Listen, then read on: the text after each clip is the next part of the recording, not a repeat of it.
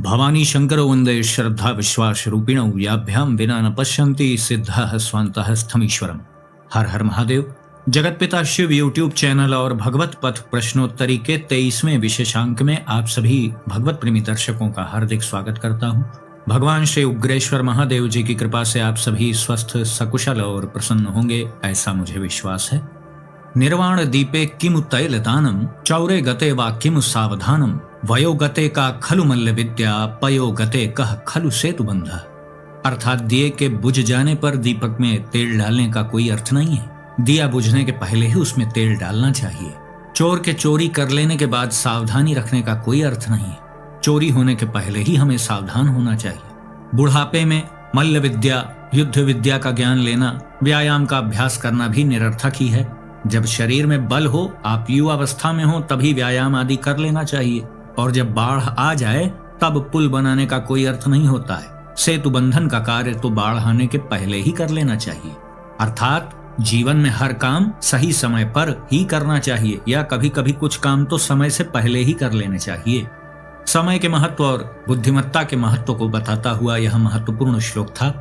आगे बढ़ने से पहले एक महत्वपूर्ण बात बता दूं। कुछ लोग ऐसा पूछते हैं कि क्या यह चैनल फेसबुक या अन्य किसी भी सोशल मीडिया प्लेटफॉर्म पे उपलब्ध है क्या?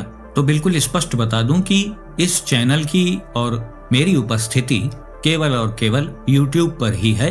फेसबुक, इंस्टाग्राम, व्हाट्सएप आदि कहीं भी इस चैनल की उपस्थिति नहीं है। अतः आप जान लें कि यदि इस चैनल के नाम से अगर आपको कहीं कोई आईडी दिखाई देती है तो इस चैनल से उसका कोई संबंध नहीं है। आप सभी के सामने मैं यह स्पष्टीकरण दे रहा हूँ। हाँ, कुछ लोगों के व्यक्तिगत प्रश्न होते हैं तो उनके लिए एक व्यवस्था की गई है। एक टेलीग्राम आईडी उनको दी जाती है। आज के वीडियो के डिस्क्रिप्शन में भी संपर्क की व्यवस्था की गई है। जिनको आवश्यकता हो वो लोग वीडियो के डिस्क्रिप्शन में देख सकते हैं। आज का प्रस्तुत वीडियो भगवत पथ प्रश्नोत्तरी का 23वां विशेषांक है। हमने पूरा प्रयास किया है कि अधिक से अधिक महत्वपूर्ण प्रश्नों को हम सम्मिलित कर पाएं। तो अधिक समय नष्ट न करते हुए सीधा प्रश्नोत्तरी का क्रम प्रारंभ करते हैं। पहला प्रश्न आया है। इनकी आईडी का नाम है एंजॉय इट। इनका प्रश्न है, क्या दुर्गा शिव इसका जाप कर सकते हैं क्या? देखिए, सबसे पहले इसके उत्तर के लिए आपको यह जानना चाहिए कि दुर्गा जी कौन है। क्या दुर्गा जी शिव जी की शक्ति हैं? क्या वो श्री हरि की शक्ति हैं या ब्रह्मा जी की शक्ति हैं, या वो कोई स्वतंत्र शक्ति हैं? क्या शिव जी के साथ उनका नाम जाप करना उचित है? दुर्गा जी का प्राकट्य कैसे हुआ था? जब आपातकाल आता है, ऐसी परिस्थितियां निर्माण हो जाती हैं कि जब शक्ति को साकार स्वरूप लेना पड़ता है, तभी दुर्गा जी का प्राकट्य होता है। जब परिस्थितियां महादेव जी, श्री हरि जी और ब्रह्मा जी के वश के पार हो जाती हैं। और दुर्गा जी हैं कौन? महाकाली, महालक्ष्मी, महासरस्वती का त्रिगुणात्मिक स्वरूप है वो। समझ रहे हैं बात को? श्री हरि विष्णु जी तो सत्व गुण के प्रतिनिधि हैं, ब्रह्मा जी रजगुण के प्रतिनिधि हैं, महादेव जी तमोगुण के प्रतिनिधि कहे गए हैं, लेकिन दुर्गा जी त्रिगुणात्मिका हैं। और यहाँ पर इस बात से आप भ्रमित ना हो जाइएगा कि महादेव जी को तो तम गुण का प्रतिनिधि कहा जा रहा है। ये कोई काल्पनिक बात नहीं है, शास्त्रों में इसका वर्णन है। तो इसका यह अर्थ आप ना समझ लें कि शिव जी तो तम गुण के देवता हैं। नहीं, तम गुण के वो प्रतिनिधि हैं, उसका प्रतिनिधित्व करते हैं। तम गुण ही सबसे बड़ा गुण है और सबसे महान गुण है। बाकी के दो गुण इसी के गोद में, इसी के प्रांगण में जन्म लेते हैं। जिनको विश्वास न हो वो अपने मस्तिष्क पर जोर देकर देखें। अंधेरे में ही तो प्रकाश का प्रस्फुटन होता है कि प्रकाश के मध्य में अंधेरा जन्म लेता है। तो तम गुण एक मंच है जिस पर रजगुण और सद्गुण अपना ड्रामा करते हैं। लेकिन सारा खेला हो तम गुण में ही रहा है, इसलिए प्रधान गुण तम गुण है। क्योंकि बाद में सबको वही समेट करके अंत में रहता है, फिर बाद में वह भी लुप्त हो जाता है। यह सब बहुत सूक्ष्म बातें हैं, ऊपर से समझ में नहीं आएंगी। बहुत अधिक गहराई से मैं बताऊंगा तो यह प्रश्न का उत्तर किसी और ही दिशा में चला जाएगा। फिलहाल आपने इतना पूछा है कि क्या दुर्गा शिव का हम जाप कर सकते हैं, तो आपको यह जानना आवश्यक है कि दुर्गा जी कौन है। दुर्गा जी तो त्रिगुणात्मिका स्वरूप हैं, महाकाली, महालक्ष्मी, महासरस्वती। तो दुर्गा जी एक स्वतंत्र शक्ति हैं। जब वो प्रकट होती हैं तो फिर उनसे श्रेष्ठ कोई रह नहीं जाता है। तो आपको यदि नाम जाप करना है माता दुर्गा जी का, तो आप उनका नाम जाप करिए स्वतंत्र रूप से। यद्यपि देवी शक्तियां सब एक हैं, लेकिन दुर्गा शिव नाम के जप का कहीं प्रमाण मिलता नहीं है और यह उचित भी नहीं लग रहा है। आपको यदि युगल नाम शिव जी का जाप करना है तो आप सबसे अच्छा नाम है भवानी शंकर नाम का जाप करें, या सांब सदाशिव नाम का जाप कर सकते हैं।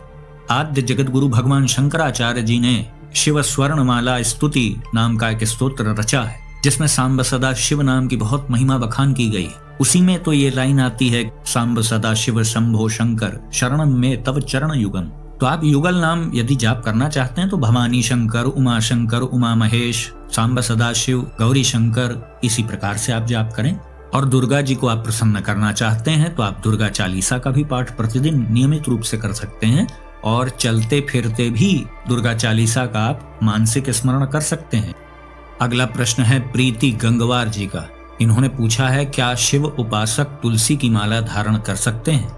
हाँ, क्यों नहीं कर सकते हैं। ऐसा कहीं वर्णन नहीं है कि शिव जी का भक्त विष्णु जी की भक्ति न करे या उनके चिन्हों को धारण न करे। आप स्वयं देख लीजिए, सब कुछ प्रकट है, ये कोई नई बात मैं नहीं कह रहा हूँ। एक प्रसिद्ध अंतरराष्ट्रीय कथावाचक हैं जो शिव जी की कथाएं करते हैं। वो कथाएं तो शिव जी की करते हैं, लेकिन देख लीजिए विष्णु जी का प्रतीक चिन्ह उनके मस्तक पर है। वैष्णव तिलक ही तो वो धारण करते हैं। बहुत प्रसिद्ध कथावाचक हैं, आप सभी जानते होंगे। हाँ, यदि आपके इष्ट देव महादेव जी हैं तो फिर यह प्रश्न किया जाएगा आपसे कि जब आपके इष्ट देव महादेव जी हैं तो आप क्यों नहीं रुद्राक्ष धारण करते हैं। हो सकता है ऐसी भी परिस्थिति हो कि आप तो रुद्राक्ष पहने हुए हैं लेकिन आपका मन तुलसी की माला धारण करने का भी हो गया, तो उसमें भी कोई बुराई नहीं है। आप रुद्राक्ष और तुलसी की माला एक साथ भी पहन लें, क्या दिक्कत है। लेकिन आप चाह रहे हैं कि आपके इष्ट देव महादेव जी रहें, आप माला तुलसी की पहने और शिव जी का नाम भी आप तुलसी की माला पे जपें, तो ये सब कहाँ से उचित है। सबसे अच्छी बात तो यही है कि हम एक निष्ठ रहें, अनन्य भक्ति करें, अन्य जहाँ पर दूसरा कोई और हो ही ना। श्रेष्ठ पद्धति तो यही है, शास्त्र तो यही कहते हैं ना कि अव्यभिचारिणी भक्ति होनी चाहिए। अव्यभिचारिणी भक्ति का यह मतलब नहीं है कि आप केवल अपने इष्ट देव को ही देखेंगे तभी प्रणाम करेंगे, यह तो बहुत ही बड़ी मूर्खता होगी। हाँ, इसका एक उपाय है ना, आप सभी को अपने इष्ट का ही रूप विस्तार समझ लीजिए। आपके इष्ट देव यदि प्रभु महादेव जी हैं तो आप सबको उनका ही रूप तो देखेंगे। आप नंदी जी को क्यों प्रणाम करते हैं? महादेव जी के संबंध से ही तो करते हैं ना। अभी महादेव जी से कोई संबंध नंदी जी का ना हो तो क्या गर्ज पड़ी है कि आप जाएंगे उनके आगे माथा टेकने। आप हनुमान जी को भी इसीलिए तो प्रणाम करते हैं, इसीलिए तो उनकी पूजा होती है कि वो भगवान महादेव जी के ही अंशावतार हैं और श्री राम प्रभु के बहुत बड़े भक्त हैं। तो देख लीजिए, जो भी श्री राम जी के भक्त हैं तो वो समान रूप से उतना ही सम्मान हनुमान जी का भी तो करते हैं। उन्हें भी पता है कि ये तो शिवांश हैं, किसी से छुपा है क्या ये कि हनुमान जी किसके अंश हैं। फिर भी देखिए सामंजस्य बना है ना। और यदि आप गृहस्थ धर्म में हैं तब तो आपको पंचदेवों का पूजन करना ही है। श्री गणेश जी, सूर्य देवता, माता जगदम्बा, श्री हरि विष्णु और महादेव जी, इनका पूजन तो सभी गृहस्थों को करना ही है। आप स्वयं विचार करें, वर्ष भर आप जितने पर्व मनाते हैं वह प्रधान रूप से इन्हीं शक्तियों से जुड़े हुए हैं। गृहस्थों को तो वैष्णव, शैव इन सब में पड़ना ही नहीं चाहिए। गृहस्थ धर्म में तो सभी की आपको उपासना करनी है। आप शंकराचार्य जी महाराज को देखिए ना, आप उदाहरण लीजिए उनसे। वो भी अपना वक्तव्य प्रारंभ करते हैं तो श्री नारायण बोल करके प्रारंभ करते हैं, समाप्त करते हैं तो भी नारायण का स्मरण करते हैं। जिनके पास थोड़ी कम बुद्धि है, जो उद्दंड भक्ति में विश्वास रखते हैं, वही लोग इन सब झगड़ों में पड़ते हैं कि शिव कौन है, सबसे बड़े वाले शिव कौन है, उनसे ऊपर कौन से शिव बैठे हुए हैं, फिर उनसे ऊपर कौन है, फिर उनसे ऊपर कौन है। इसी सब में उनका पूरा जीवन व्यतीत हो जाता है। किसी शास्त्र में ये कहीं लिखा हुआ है क्या कि ये पता करो सबसे पहले कि कौन सबसे बड़ा है? ये कहीं बताया गया है? कहीं नहीं बताया गया, लेकिन लोग इसी में फंसे हुए हैं। तो आप यदि श्री हरि विष्णु के भी भक्त हैं तो आप बिल्कुल ही तुलसी की माला भी धारण कर सकते हैं। लेकिन आप शिव जी के निमित्त कोई जाप आदि करें तो उसे रुद्राक्ष की माला पे ही करें। और यदि आप पूर्ण रूप से महादेव जी के प्रति ही समर्पित हैं तो आप रुद्राक्ष ही धारण करिए। फिर ये भेद क्यों आ रहा है कि विष्णु जी अलग हैं, उनको भी प्रसन्न करने के लिए तुलसी की माला भी पहन लूं? आप ये मानिए ना कि रुद्राक्ष ही सर्वसमर्थ है, महादेव जी का ही स्वरूप विस्तार सब कुछ है। प्रकाश आधारित दृष्टि है मनुष्य की, जो जो दिख रहा है सब प्रभु महादेव जी का स्वरूप है, सीधी सी बात। अगला प्रश्न है रतन गोस्वामी जी का।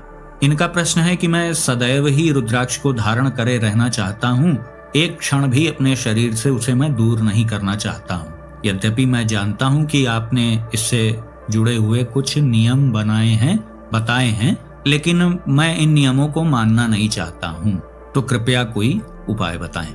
रतन जी, बहुत आपको धन्यवाद कि आपने स्पष्ट रूप से पहले तो स्वीकार कर लिया कि मैं नियमों को मानना ही नहीं चाहता हूँ। बहुत अच्छी बात आपने की, इसीलिए संभवतः यह प्रश्न भी आपका सम्मिलित किया गया है। हाँ ठीक है, इसमें क्या बुरा है, आप नियम नहीं मानना चाहते हैं तो इसका एक उपाय है।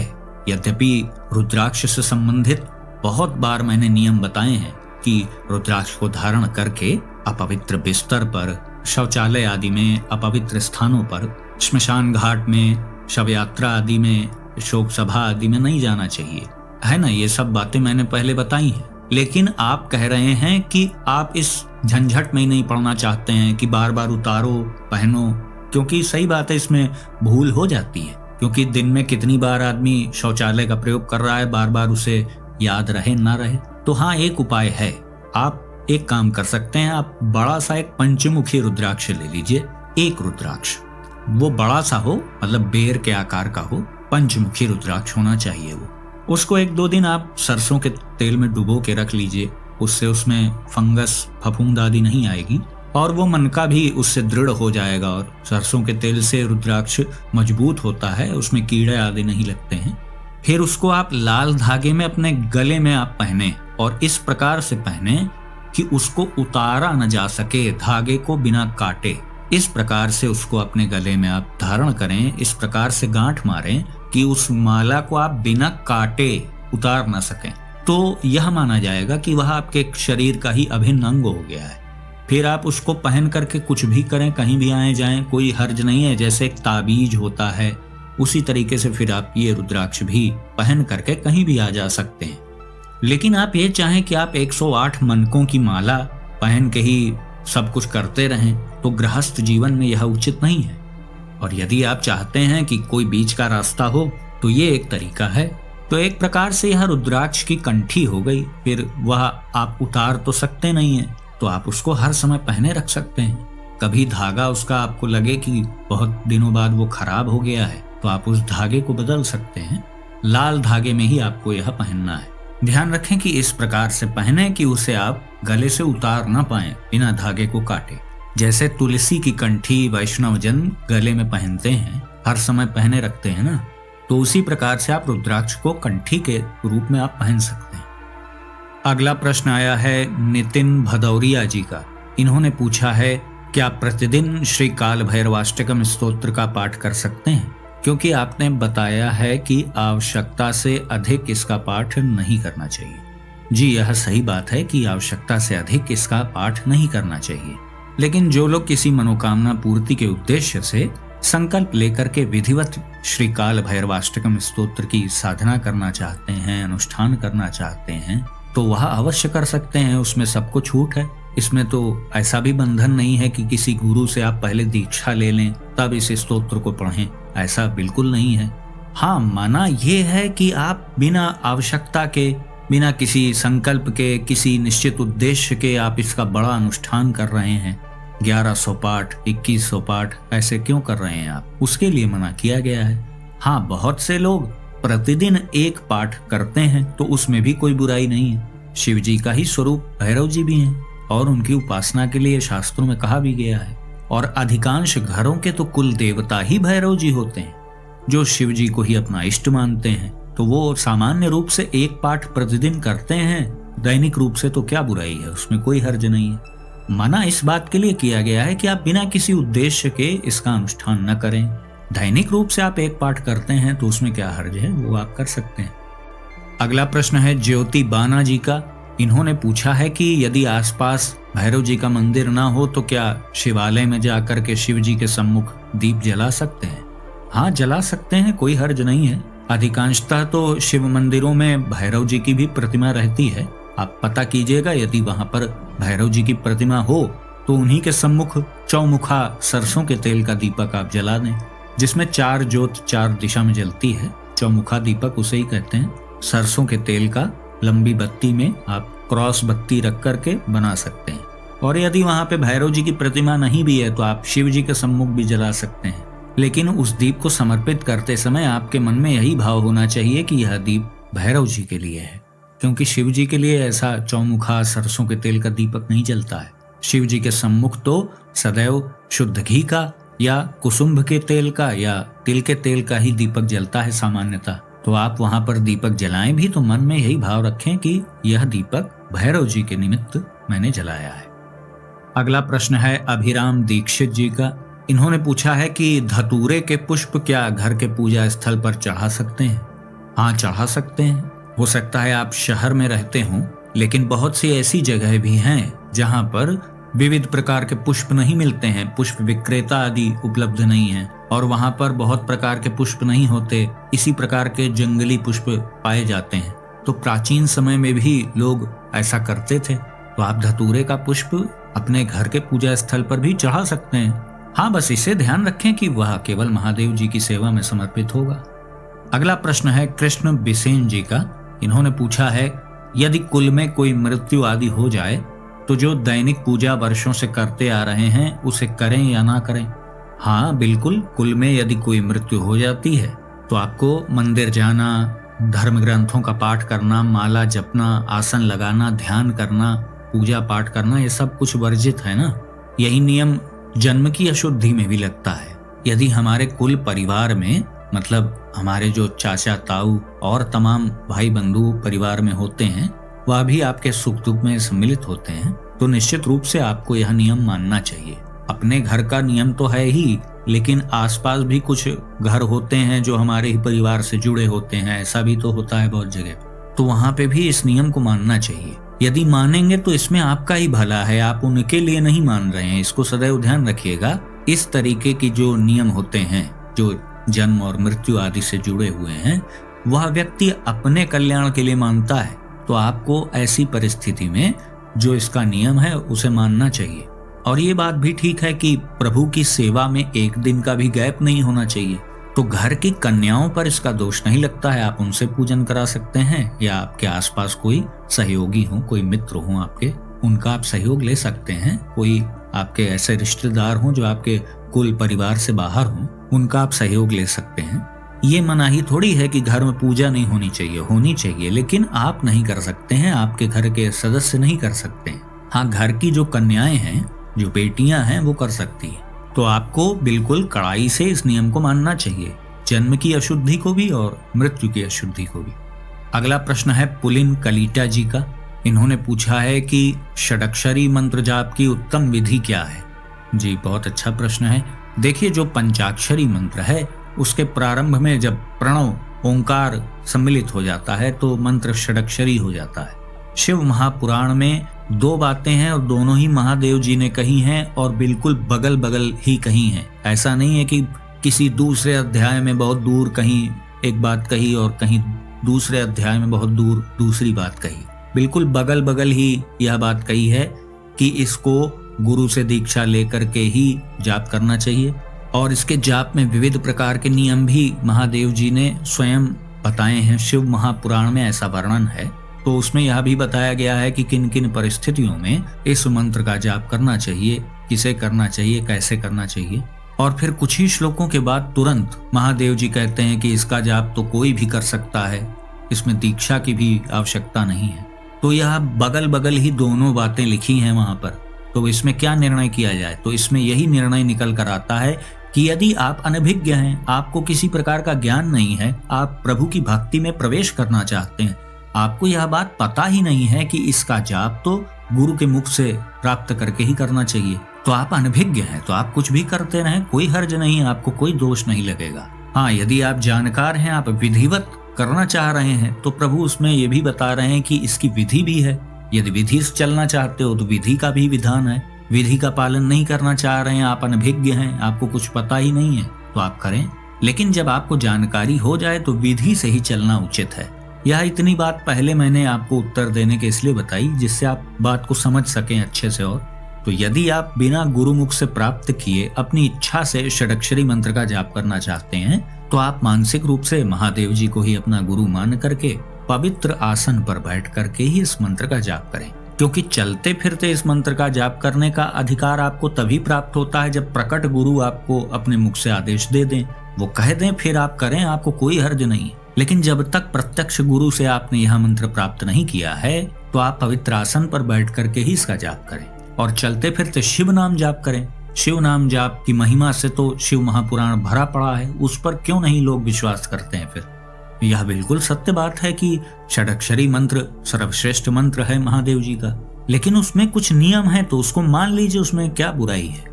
तो इसको पवित्र आसन पर बैठ करके जपें, चलते फिरते शिव जी का नाम जपें या उनका कोई नाम मंत्र जप लें या कोई शाब्दिक मंत्र जप लें। जैसे श्री शिवाय नमस्तुभ्यम बहुत से लोग जपते हैं, सभी महिला पुरुष जप सकते हैं, कोई हर्ज नहीं है। षडक्षरी मंत्र आप चलते फिरते जपना चाहें तो वो तो फिर गुरु के आदेश से ही संभव है। बाकी जिसकी जो इच्छा आ रही है वो कर ही रहा है, उसको क्या दिक्कत है। अगला प्रश्न है वर्षा काले जी का। इन्होंने पूछा है, मैं कुंभ मेला के बारे में जानकारी चाहती हूँ और उसका क्या महत्व है जो प्रयागराज में होने वाला है। जी बिल्कुल, अभी कुछ दिन पहले ही तीर्थराज प्रयाग की महिमा से संबंधित एक वीडियो बनाया गया था, आप उसे देखें। और आगे कुंभ मेला से संबंधित वीडियो और महाकुंभ की महिमा से संबंधित वीडियो भी बनाए जाएंगे। तीर्थराज प्रयाग के संबंध में क्या ही कहा जाए, गोस्वामी तुलसीदास जी ने तो कहा है, को कही सकई प्रयाग प्रभाऊ, कलुष पुंज कुंजर मृगराऊ, अस तीरथ पति देखी सुहावा, सुख सागर रघुबर सुख पावा। अर्थात प्रयागराज की महिमा का बखान कौन कर सकता है। पापों के समूह रूपी हाथी को मारने के लिए तीर्थराज प्रयाग एक सिंह के समान है।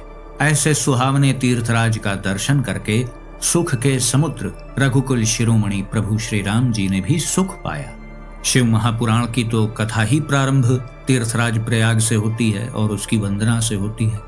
यही पवित्र भूमि है तीर्थराज प्रयाग की, जहां पर सूत जी ने शौनक आदि 88,000 ऋषियों को शिव महापुराण का ज्ञान दिया। यहीं से तो शिव महापुराण की कथा प्रारंभ होती है। तीर्थराज प्रयाग की महिमा से तो सभी पुराण भरे हुए हैं। सनातन धर्म का सबसे बड़ा महापर्व जो महाकुंभ होता है वह वैसे तो 4 जगहों पर आयोजित होता है शास्त्रोक्त रूप से, नासिक, उज्जैन, हरिद्वार और तीर्थराज प्रयाग। लेकिन तीर्थराज प्रयाग चूंकि सभी तीर्थों का सिरमौर है, 7 मोक्षदायी पुरियों का पति है, इसलिए तीर्थराज प्रयाग में जो कुंभ पड़ता है उसका विशेष महत्व होता है। और महादेव जी की कृपा से ही तीर्थराज प्रयाग में इतना बड़ा स्थान उपलब्ध है, जो इतना बड़ा विश्व का मेला आयोजित हो पाता है। यदि ऐसा स्थान न होता तो फिर इतना बड़ा मेला भी कैसे लग पाता। तो यह सब तो महादेव जी की इच्छा से संभव है।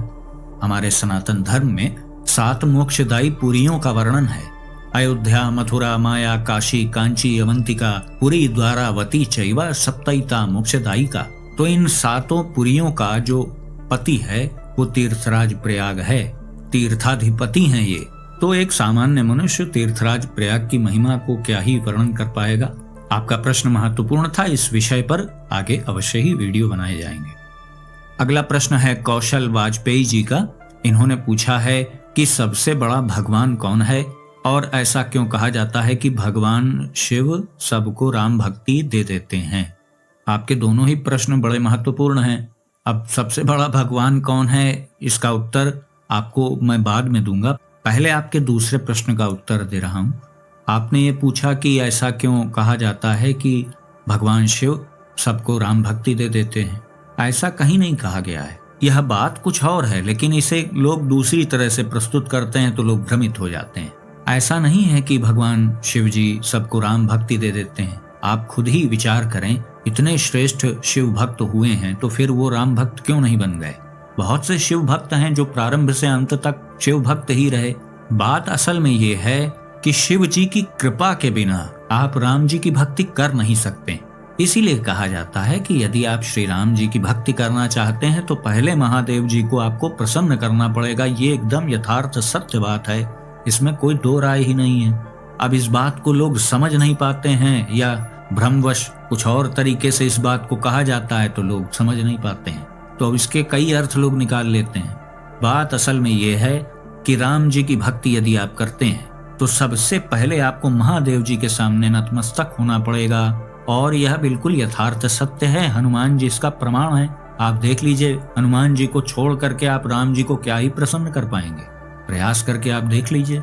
और जो लोग शिव जी के भक्त हैं उनको भी इस बात में बुरा नहीं मानना चाहिए। महादेव जी की इच्छा के बगैर आप राम जी की भक्ति कर ही नहीं सकते हैं, यह तो गौरव की बात है। इसी से सिद्ध होता है कि महादेव जी ही महादेव हैं, और किसी को महादेव जी क्यों नहीं कहा जाता फिर। तो आपने जो सुन रखा है कि शिव जी राम जी की भक्ति दे देते हैं सबको, तो ऐसा नहीं है। हाँ, ये बिल्कुल सत्य है कि यदि आप राम जी की भक्ति करने चले हैं तो पहले आपको महादेव जी को प्रसन्न करना पड़ेगा। वो चाहेंगे, उनकी इच्छा हो गई, वो प्रसन्न हो गए तो आपको श्री राम जी की भक्ति मिल जाएगी। श्रेष्ठ भक्ति की बात हो रही है, वो दंभ और पाखंड वाली बात तो अलग है। बाहरी आवरण से तो कोई भी बहुत बड़ा भक्त दिखाई दे सकता है, और जो वास्तविक भक्त है वो आवश्यक नहीं है कि बाहर से भी दिखाई दे। इसी क्रम में कथा भी याद आ रही है। अभी कुछ दिन पहले उस पर एक वीडियो भी बनाया गया था उपमन्यु की भक्ति पर। तो होता क्या है कि उपमन्यु की तपस्या से महादेव जी प्रसन्न हो जाते हैं, लेकिन प्रकट होते हैं इंद्रदेव के रूप में। तो देवराज इंद्र के रूप में जब वो प्रकट होते हैं तो उपमन्यु तो उन्हें इंद्र ही समझ रहे थे। तो इंद्र बने हुए महादेव जी कहते हैं कि वरदान मांगो, तुम मेरी शरण में आ जाओ, महादेव तो ऐसे हैं वैसे हैं। तो उपमन्यु ने कहा, उनकी बात मानी। उसकी इच्छा तो यही थी कि उसे महादेव जी प्राप्त हों। तो महादेव जी की निंदा सुन करके तो उपमन्यु को बड़ा क्रोध आया, तो उन्होंने उनके ऊपर अस्त्र प्रहार कर दिया, जिसे नंदी जी ने निष्क्रिय कर दिया। फिर इस बात से तो प्रभु और प्रसन्न हुए, फिर वास्तविक रूप में प्रकट हुए, बहुत प्रकार के वरदान उनको दिए गए। तो जो शिव जी को प्राप्त करना चाहता है तो उसे कौन रोक सकता है। ये कहीं नहीं कहा गया है कि आप शिव जी की भक्ति करेंगे तो प्रभु आपको श्री राम जी की भक्ति दे देंगे। इस बात को समझने की आवश्यकता है। अब आप पूछेंगे कि इस बात का प्रमाण क्या है, तो मेरी बात को ना माने, एक वैष्णव की ही बात मान लीजिए। अब गोस्वामी तुलसीदास जी से बड़ा कौन वैष्णव हो सकता है। उन्होंने क्या लिखा है श्री रामचरितमानस में, श्री राम प्रभु अपने दरबार में बैठे होते हैं और सबसे कहते हैं कि औरव एक गुपुत मत सबहि कहो कर जोरी, शंकर भजन बिना कोई भगति न पावे मोरी। अब एक वैष्णव महाकवि लिख रहे हैं और उसमें ऐसा संदर्भ है कि श्री राम प्रभु ऐसा कह रहे हैं, और उससे भी बड़ी बात भगवान श्री राम स्वयं स्वीकार करते हैं कि वो महादेव जी के दास हैं। अब बताइए, तो इसमें भ्रम रह कहाँ गया। तो वही श्री राम प्रभु ये भी कह दे रहे हैं कि भाई मेरी भक्ति करनी है तो पहले महादेव जी को भजो। तो इसमें कौन सा आश्चर्य है। नारायण स्वयं भजते हैं महादेव जी को, उनके सारे अवतारों ने शिव जी की पूजा की है। रामावतार के तो बहुत पहले से भी शिव जी का पूजन होता चला आ रहा है। तो भगवान महादेव जी सबके स्वामी हैं, उनसे अनुमति लेके आप कुछ भी प्राप्त कर लें, उसमें क्या आश्चर्य है और क्या बुराई है। भैया श्री राम प्रभु तो स्वयं शिव जी के भक्त हैं, तो वो तो सबसे बड़े शिव भक्त वही है ना। नारायण से बड़ा शिव भक्त कोई नहीं है शास्त्रों के अनुसार। तो यदि आप शिव जी के भक्त हैं तो आपको तो वैसे भी नतमस्तक रहना चाहिए राम जी के आगे, क्योंकि वो आपसे बड़े शिव भक्त हैं। कुछ लोग कहते हैं कि शिव जी कहाँ राम नाम का जाप करते हैं, कहाँ लिखा है। तो भैया शिव महापुराण में लिखा है, मैं उस पर वीडियो भी बना चुका हूँ मूल संस्कृत श्लोकों के सहित। अब इससे बड़ा क्या प्रमाण हो सकता है। मूल बात बस इतनी सी है कि आप यदि श्री राम जी की भक्ति करना चाहते हैं तो आपको महादेव जी से भी संबंध जोड़ना ही पड़ेगा, और यही उचित भी है। एक गृहस्थ व्यक्ति के लिए ये कहाँ से उचित है कि वो केवल वैष्णव बन जाए, केवल विष्णु जी की पूजा करे और शिव जी की तरफ देखे भी नहीं। ऐसा कहीं लिखा है क्या। शिव जी के भक्त के लिए भी यही उचित है कि वह उतनी ही श्रद्धा भगवान नारायण में रखे। मैं तो पहले ही कह चुका हूँ ना कि सबको शिव स्वरूप समझें, कौन सा झगड़ा है भाई। और आपका जो अंतिम प्रश्न है कि सबसे बड़ा कौन है, कौन भगवान सबसे बड़ा है, मैंने जो आपका दूसरा उत्तर दिया था उसमें ही उसका उत्तर छुपा है। देखिए, हम आप त्रिगुणात्मिक माया में जी रहे हैं, सत रज तम का ही खेल चल रहा है यहाँ। हम गुणों के द्वारा प्रेरित होकर के कर्म करते हैं, फिर कर्म का फल आता है, फल को भुगतते समय फिर एक कर्म करते हैं, फिर एक नया कर्म बन जाता है, फिर उसका फल आता है, फिर उसे भुगतते हैं। यही क्रम बारंबार चलता आ रहा है। ठीक है, सीधा सा यही झंझट है इस दुनिया का। तो इससे निकलना है भैया तो त्रिगुण के चक्रों को काटना पड़ेगा, त्रिगुण से ऊपर उठना पड़ेगा ना, त्रिगुणातीत सत्ता से संबंध जोड़ना पड़ेगा। तो उससे ही जुड़ने का नाम भक्ति है, अध्यात्म है। इन झगड़ों में पड़ने से क्या लाभ है कि कौन सबसे बड़ा है। जब वो मिल जाएगा तो पता चल जाएगा कि कौन सबसे बड़ा है। जिसको मिल गया है वो बताएगा नहीं कि कौन सबसे बड़ा है, जिसे मिला नहीं है वो जिंदगी में इस बात को नहीं जान सकता है कि कौन सबसे बड़ा है। सीधा सा ईमानदारी वाला उत्तर यही है इसका। जिसको पता चल गया है वो क्यों बताएगा आपको, और उसके बताने से आप बिना प्रक्रिया के जान नहीं पाएंगे, क्योंकि यह एक प्रयोगात्मक ज्ञान है भैया, यह पढ़ लेने से नहीं होता है। तो ये तो सीधी सी बात है कि खाओ और खुद जान जाओ, तभी पता चलेगा कि कौन सबसे बड़ा है। है ना, यही इसका सही उत्तर है। तो फिर आप भ्रम में अब पड़ गए होंगे कि फिर इसका क्या उत्तर मैं मानूं। देखिए, इसका जो वैसे शास्त्रोक्त उत्तर है वो यही है कि अपने इष्ट को ही सबसे श्रेष्ठ मानना चाहिए और उसी का स्वरूप विस्तार सबको समझना चाहिए। और शिव जी और विष्णु जी में भेद करना नाम अपराध में आता है, यह बात भी सबको पता है। तो अपने इष्ट को आप सर्वश्रेष्ठ माने, इसमें कोई बुराई नहीं है। ये बात तो बिल्कुल अच्छी ही है कि आप अपने ही इष्ट को सर्वश्रेष्ठ माने। ये भी नहीं है कि आप शिव जी के भक्त हैं तो आप कृष्ण जी को प्रणाम ही ना करें, जगदम्बा जी के आगे आप दंडवत ही ना करें। सब हमारे महादेव जी की ही रचना है। सीधा सा उत्तर ये है, यदि आप शिव जी के भक्त हैं और यदि आप नारायण जी के भक्त हैं तो आप उन्हें सर्वश्रेष्ठ माने। कौन सा झगड़ा है भाई। यह प्रश्न बड़ा महत्वपूर्ण आपका था, इसलिए सम्मिलित किया गया, क्योंकि इसका उत्तर बहुत से लोगों को चाहिए था। जो आपने अच्छा ही किया, ऐसा प्रश्न किया। तो आज का विशेषांक हम यहीं समाप्त करते हैं। आशा करता हूँ जो भी प्रश्नों के उत्तर आपको दिए गए उससे आपका उचित मार्गदर्शन हुआ होगा। यदि वीडियो आपको पसंद आया तो इसे लाइक करें, अपने मित्रों बंधु बांधवों के साथ शेयर करें। यदि इस चैनल का वीडियो आप पहली बार देख रहे हैं तो कृपया इस चैनल को सब्सक्राइब करें और बेल आइकन को भी अवश्य प्रेस कर दीजिएगा। तो भगवान श्री रामेश्वर महादेव जी से मैं ऐसी प्रार्थना करता हूँ कि वो आप सभी को सदा सुखी, स्वस्थ और ऊर्जावान बनाए रखें। मिलते हैं अगले वीडियो में एक नई और उपयोगी जानकारी के साथ। तब तक के लिए आप सभी भगवत प्रेमी भक्तों को हर हर महादेव।